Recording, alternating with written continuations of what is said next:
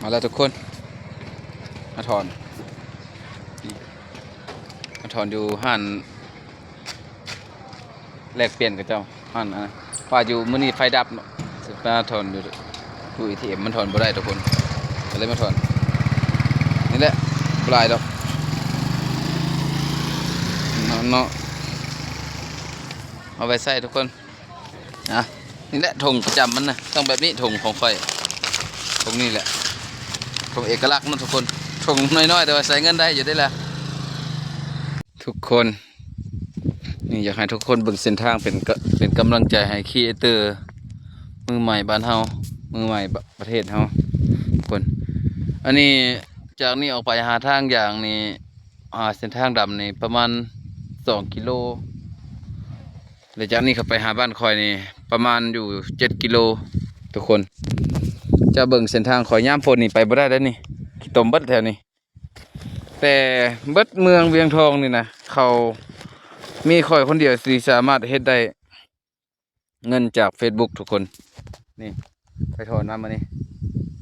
บัดเมืองเวียงทองนี่เงินจาก Facebook มีคอยคนเดียวเฮ็ดได้ตอนนี้นะตอนนี้ทุกคนอันนี้มาถอนอยู่แง่งจุทงนี่2 ล้านปลายมาถอนอยู่17 ล้านสิไปซื้อกล้องทุกคนซื้อกล้องไว้ใส่ทุกคนเลยที่ว่าเฮ็ด YouTube แต่ฝากทุกคนติดตามเด้อ YouTube เด้อวัยรุ่น90คือกันตอนนี้กำลังสิฮอด 6,000 คนเนาะแล้วก็ TikTok กับวัยรุ่น90คือกันทุกคนคืออยากให้ทุกคนเห็นว่านี่อย่าไปติว่าบ้านเฮาบ่เจริญแหละบ่เฮ็ดมันบ่แม่นนี่เบิ่งข่อยเป็นตัวอย่างข่อยแข้งบ้านนอกกว่าสุเจ้าอีกที่อยู่ในเมืองนะข่อยยามฝนนี่ไปมาบ่ได้ง่ายเลยความลำบากทุกคนเอ้ยเบิ่งเส้นทางบ้านข่อยส่ำนี้แหละสู้เอาทุกคนคันเฮาเฮ็ดเฮามั่นเฮาเพียรเฮาขยันเฮ็ดมันจังไดมันก็ต้องได้ทุกคนนี่จากนี้ครับไปหาบ้านข่อยนี่อีก6 กิโลยามฝนนี่ขอบอกเลยคันฝนปึ๊บเลยไปบ่ได้เลยเส้นทางบ้านข่อยนี่คนแต่ว่าข่อยก็เฮ็ดได้ก็ย้อนความ1มาความมักความฮักในด้านนี้และ2มากกะความพยายามของข่อยเนาะเฮ็ดมา6 ปีนี่ครับสุดท้ายก็มาประสบผล